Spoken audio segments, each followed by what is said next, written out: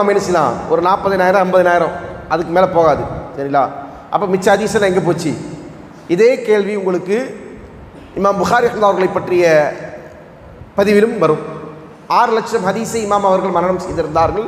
அதில் 1 லட்சம் ஹதீஸை சஹீஹ் என்று எடுத்தாங்க. மிச்சத்தை அவங்க என்ன செஞ்சாங்க, பலவீனம் என்று ஒதுக்குனாங்க. யார்? இமாம் புகாரி அவர்கள். சஹீஹ் புகாரில் எத்தனாயிரம் ஹதீஸ் இருக்குது? 7000. இமாமோடைய மொத்த கித்தாப் இருக்கு இல்லையா, இதை தாண்டி அவர் எழுதின கித்தாபுகள், அதபுல் முஃப்ரதுன்னு ஒரு கித்தாப் இருக்குது, ஹல்க் அஃபாலில் இபாத் என்கிற ஒரு கித்தாப் இருக்கிறது, அப்புறம் தாரிகுல் கபீர் என்கிற ஒரு கித்தாப் இருக்கிறது, தாரிகுல் சகீர் என்கிற ஒரு கித்தாப் இருக்கிறது, அதே மாதிரி ரஃபோல் எதீன் என்கிற ஒரு கித்தாப் இருக்கிறது. இப்படி அவருடைய மொத்த கித்தாபை நம்ம எடுத்து அரிச்சு பொறுக்கினாலும் நமக்கு என்ன செய்யாது, இந்த 7000 ஹதீஸை தாண்டி இன்னொரு 10,000 ஹதீஸ்க்கு மேலே போகவே போகாது. சரிங்களா? அப்போ இவங்க எல்லாரும் சொல்கிறாங்க 1 லட்சம் ஹதீஸ் 10 லட்சம் ஹதீஸ். எங்கே மிச்சம் ஹதீஸ்லாம் கேட்டிங்கன்னா, முதல்ல அவங்க சொன்னதோடைய அர்த்தம் நம்ம விளங்கிக்கொள்ளன்னு அர்த்தம். அவங்க ஹதீஸ் என்று சொன்னது என்னென்னா, சனதை அடிப்படையாக கொண்டு ஒரு ஹதீஸிற்கு ஒரு ராவி வர்றாருன்னு சொன்னால் அதே ஹதீஸுக்கு வேறு ராவியும் வருவார். அப்படி என்ன செஞ்சுருப்பாங்க, பல ராவிகள் மூலமாக பல துருக்கில் அந்த ஹதீஸ் மனப்பாடம் செய்கிறதுனால அந்த ஹதீஸெல்லாம் என்ன செய்வாங்க, தனித்தனி ஹதீஸாக தான் எண்ணுவாங்க. இப்போ புகாரியில் நீங்கள் 7000 ஹதீஸ் இருக்குன்னு சொன்னீங்க, அதே ஒரே ஹதீஸு திரும்ப திரும்ப வரும். சரிங்களா?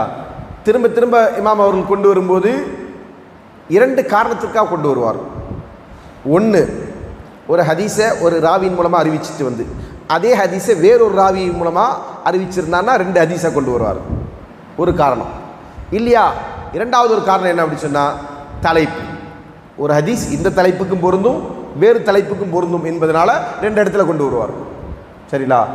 ஒன்று, அந்த ஹதீஸுக்கு வேறொரு அறிவிப்பு இருக்குது. அது நீங்கள் சில இடங்கள் என்ன செய்யலைன்னா, ஹத்தசனா அன்ஃபுலான் ஹத்தசனா அன்ஃபுலான் அப்படின்னு சொல்லி இன்னார் அறிவிச்சார் அப்படின்னு சொல்லி கொண்டு வந்துட்டு ரசூல்லா வரைக்கும் கொண்டு நிப்பாட்டிட்டு மறுபடியும் என்ன செய்வார், திரும்ப வர ஆரம்பிப்பார். யார்?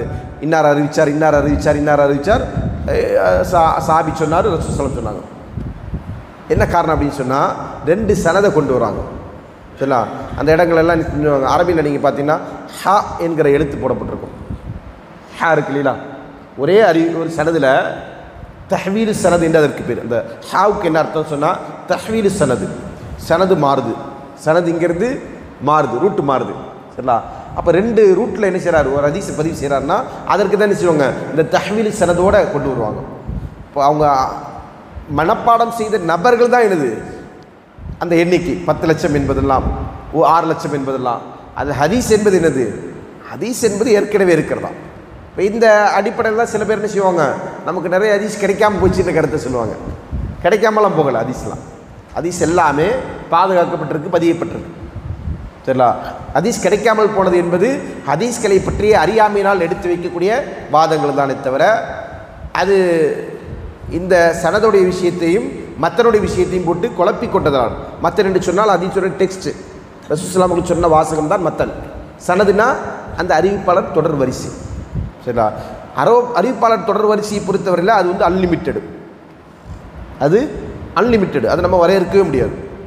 இமாம் புகாரி அவர்களுக்கு ஆயிரக்கணக்கான ஆசிரியர்கள் இருக்கிறாங்க இல்லையா?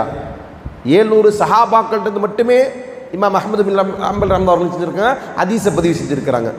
700 சஹாபாக்கள்கிட்ட ஒரே ஹதீஸை என்ன செஞ்சுருப்பாங்க, கிட்டத்தட்ட 10-100 சஹாபில்கிட்ட அறிவிச்சிருப்பாரு.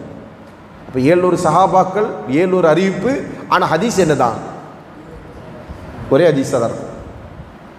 ஒரே ஹதீஸை சில நேரத்தில் 70 பேர்கிட்ட தான் அறிவிச்சிருப்பார். அது 70 ஹதீஸாக சொல்ல முடியும். ஏன்னா சனது 70, ஹதீஸ் என்னது ஒன்று தான். இதுதான் அதுக்கான அளவு.